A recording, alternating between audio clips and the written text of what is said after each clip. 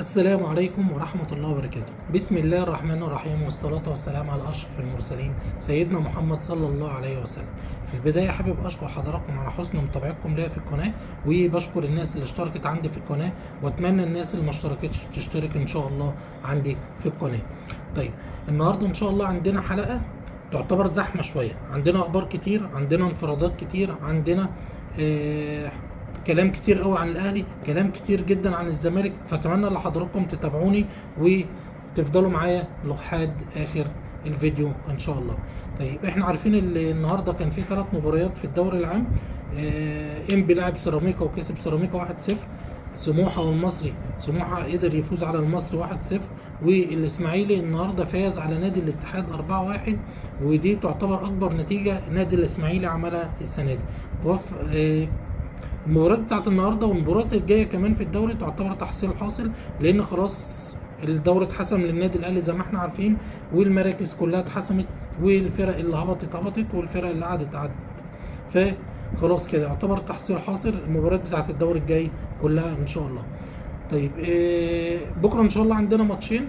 الاهلي هيلاعب المقاولين الساعه 7، والزمالك هيلاعب نادي فاركو في الدوري العام برضه، وتعتبر برضه منتشر تحصيل حاصل. بس الميزه اللي فيها اللي الاهلي هيقدر يجرب لعيبه اللي هي ما كانتش بتلعب، والزمالك هيقدر يلعب بخطه سيرو، عايز يلعب بخطه جديده مثلا، او عايز يجرب كام لعيب، هيقدر يستفاد في الموضوع ده اللي هو يجرب اللعيبه فيه. طيب، النهارده كان عندنا حاجه كويسه جدا في النادي الاهلي. النادي الاهلي النهارده الفيفا اعلن ان الاهلي السادس عالميا في الانديه، في ترتيب الانديه الاهلي السادس في ترتيب الانديه. الفريق رقم 1 هو ريال مدريد، الثاني مانشستر سيتي، الثالث فلامينكو وبنفيكا وميلانو، ويجي الاهلي السادس. بعد الاهلي مانشستر يونايتد وبورتو ونابولي وبايرن ميونخ. الاهلي متفوق على الفرق اللي احنا قلناها في الاخر، وهو السادس ان شاء الله في الترتيب العالمي. بنبارك للنادي الاهلي. السنه دي الاهلي وعامل موسم كويس جدا جدا جدا. قدر يحصل على 5 بطولات، والسادس عالميا في الترتيب بتاع الفيفا. طيب، عايزين نبدا النهارده كلامنا على عبد المنعم، واحنا اتكلمنا كتير على عبد المنعم، بس انا عايز عبد المنعم يهدى شويه. يعني في ماتش الزمالك الحركه اللي عملها سيرو كان زعلان منه، هي طبعا حركه طبيعيه، بس انت عارف حركه زي دي هتزعل زمايلك وتزعل اللعيبه منك وتزعل اصحابك اللي هم بتوع لعيبه نادي الزمالك منك، المفروض ما تتعملش. واتكلمنا على عبد المنعم كتير، ونتمنى ان شاء الله باذن الله اللي عبد المنعم راجل اولا لعيب محترم جدا، مؤدب جدا، واتمنى اللي هو يحافظ على هدوءه شويه بحيث ما يخسرش حاجه من مستواه. وانت كده كده عبد المنعم ان شاء الله باذن الله ليك مستقبل كويس، ما تستعجلش. عبد المنعم مستعجل اللي هو عايز يروح يحترف، وبيدور على عقد احتراف خارجي اوروبي، مش خليج او كده. فنتمنى له الخير ان شاء الله، ونتمنى له اللي ربنا يوفقه مع النادي الاهلي، او اذا ربنا كرمه بعقد اوروبي يبقى مصلحه للنادي ومصلحه للعيب في نفس الوقت. طب هنتكلم على بن شرقي الدوشه بقى والزيطه اللي على بن شرقي. احنا عارفين النادي الوحده الاماراتي اعلن النهارده اللي هم فسخوا عقده بالتراضي، والراجل ماشي مجانا. طيب، هل الاهلي محتاج بن شرقي؟ الاهلي ممكن يكون محتاج بن شرقي لعيب كبير ولعيب محترم جدا ولعيب حريف، بيعرف يهدف، بيعرف واحد لواحد، بيعرف يمرقص حلو قوي. واحنا شفناه في الزمالك السنه اللي فاتت، كان عامل موسم ولا اروع، والموسم اللي قبليه برضه. فالاهلي ممكن محتاجه، بس مشكله بن شرقي مع الاهلي اللي هو الراتب بتاعه عالي جدا.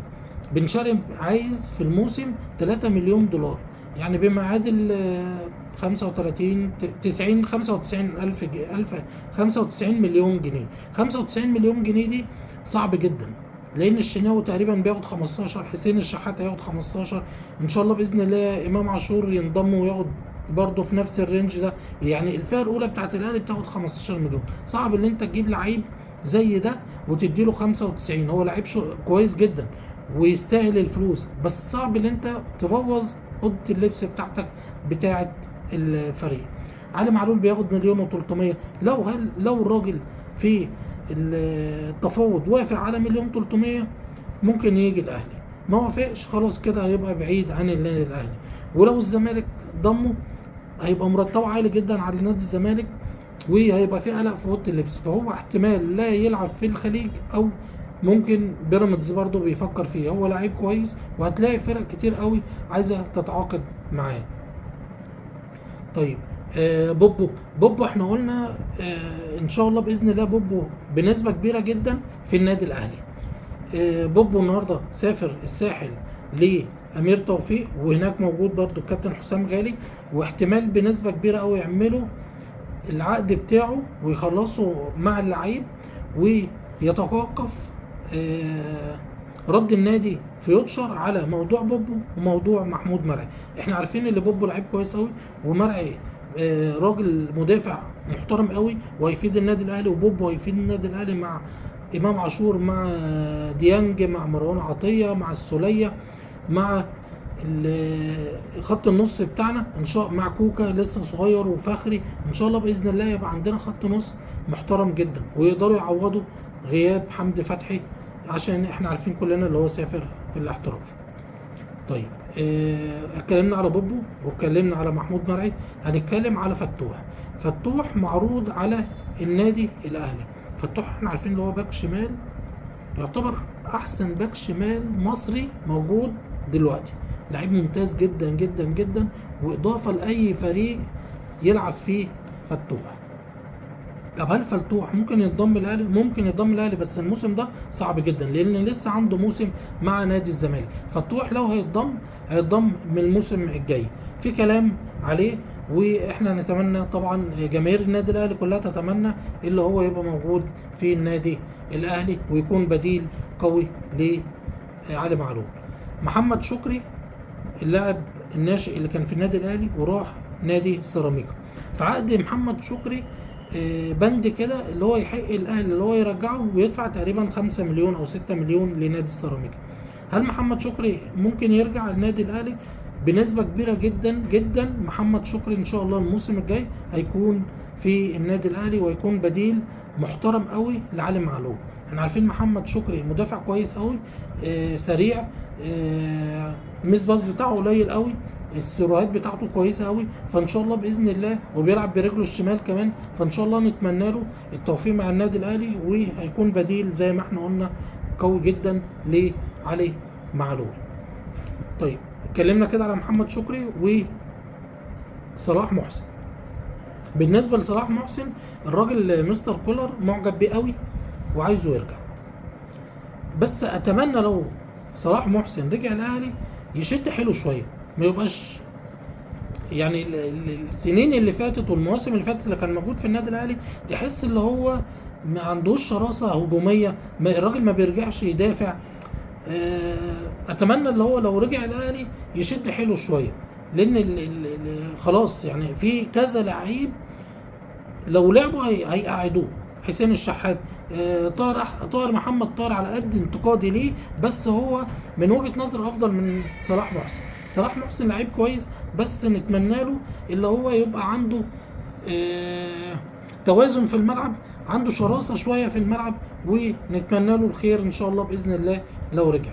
بنتكلم على اللعيبه اللي هترجع، اولهم طبعا كريم نتفد النهارده ودع زمايله في نادي فيوتشر في التمرين، ان شاء الله باذن الله هينضم لتدريبات النادي الاهلي، ومن الموسم الجاي ان شاء الله باذن الله هيكون موجود في النادي الاهلي.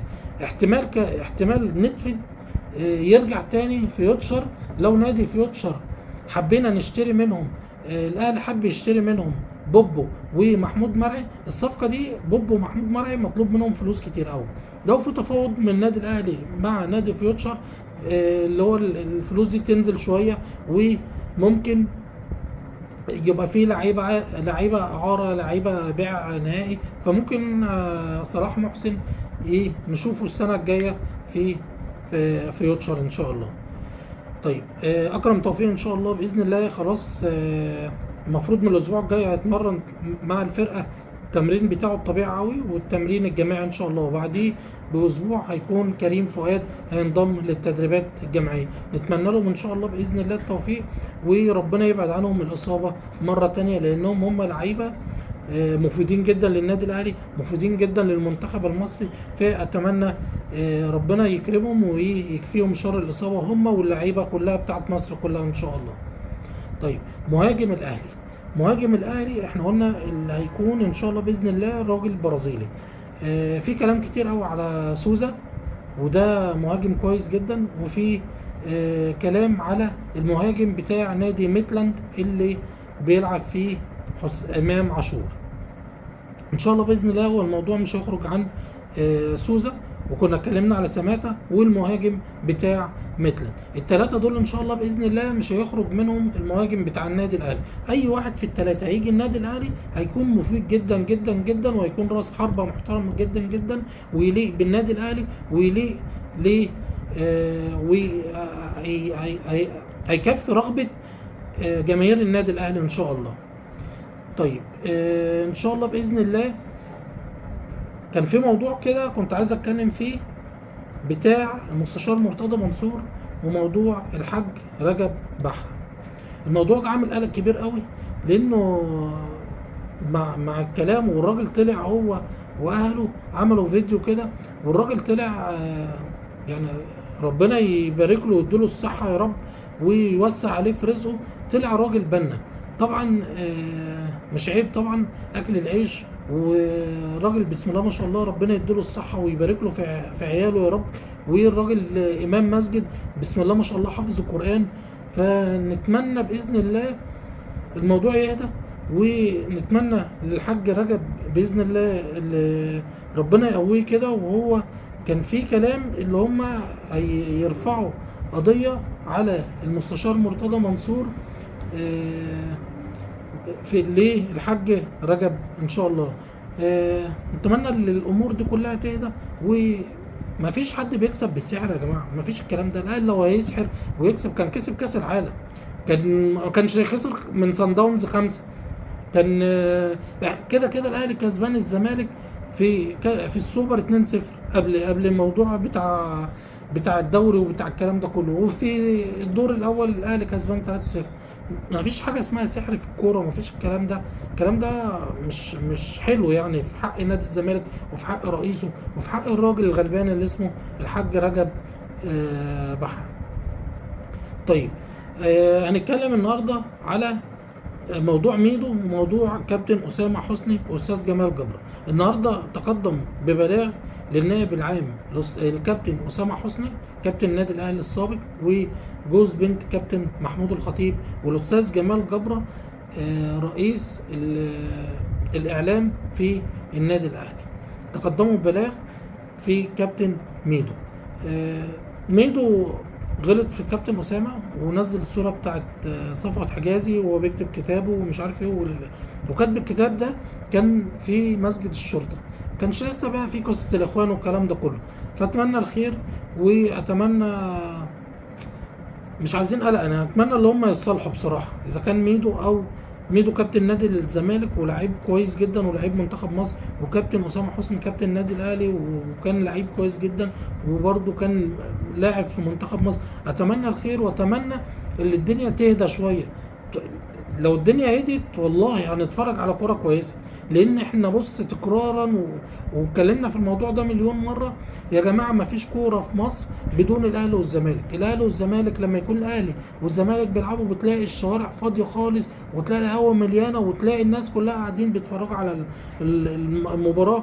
مش مصر بس، ده في الدول العربيه وفي دول اجنبيه، في ناس كتير قوي بتشجع الزمالك وفي ناس كتير قوي بتشجع الاهلي. فاتمنى الاستقرار في الاجواء الرياضيه، عشان نعرف نلاقي منتخب كويس، نعرف نتفرج على كوره كويسه، نعرف نلاقي دوري كويس، نعرف نلاقي معلنين كويسين. فنتمنى الاستقرار. احنا عندنا الدوري السعودي اهو، الدوري السعودي السنه ده هيبقى نار يعني، باللعيبه كريستيانو ومش عارف مين، لعيبه كتيره قوي جت فرق في السعوديه. والدوري السعودي السنه الجايه هيبقى زيه اهميته زي الدوري الانجليزي والدوري الاسباني، مش هيقل اهميه عن الناس دي. والناس هتدور على القنوات اللي بتذيع الدوري السعودي وهتروح تتفرج عليه. احنا نتمنى احنا نرجع كده زي الاول، نتمنى الهدوء يسود في المحيط الكروي ده والمحيط الرياضي ده كله. وان شاء الله باذن الله نتمنى التوفيق، و باذن الله حد يتدخل ويصالح الناس دي. وميدو مسح التويتر بتاعته النهارده من على الميديا، فنتمنى ان شاء الله باذن الله الامور تتحسن والدنيا ترجع كويسه ما بين الناس كلها. طيب هنتكلم النهارده على نادي الزمالك شويه. نادي الزمالك كان عنده اجتماع كان عنده التمرين الساعه 7:30، والتمرين النهارده الراجل كان يعتبر في شده وفي شويه كده، يعني كان شويه هزار وشويه شد. نتمنى للزمالك ان شاء الله باذن الله التوفيق في البطوله العربيه. وكنا نتكلم بقى على البطوله العربيه شويه، وكنت عايز اخد اراء اخواتي الزملكاويه في موضوع البطوله العربيه. هل تتمنى الزمالك ينسحب ولا يكمل؟ طيب لو تتمنى للزمالك يكمل، تتمنى الراجل يلعب بتشكيل ايه؟ وتتمنى ليصيره يكمل معاك في البطوله العربيه ويكمل كمدير فني للنادي الزمالك ولا لا؟ انا شايف من وجهه نظر الراجل ده محترم قوي، بس محتاج لعيبه كتيره. الزمالك محتاج لعيبه كتيره بالذات في البطوله العربيه. لازم تجيب سكواد كويس قبل البطوله العربيه. نتمنى التوفيق لنادي الزمالك لانه نادي مصري، واتمنى له هو يفوز بالبطوله العربيه ان شاء الله باذن الله.